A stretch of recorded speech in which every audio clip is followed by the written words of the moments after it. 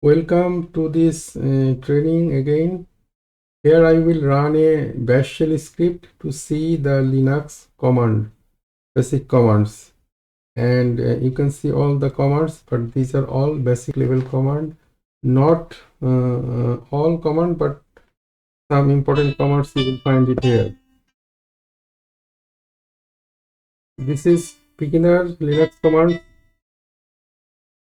pwd print working directory, list cd. I already shown in my video some of this command.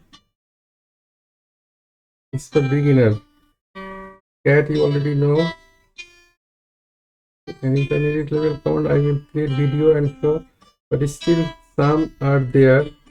The tail, head, wc, short, nano, and this is intermediate level command. Advanced level command, yes, important chmod I already shown one on tutorial.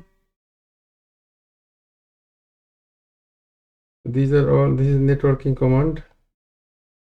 I will create video for this.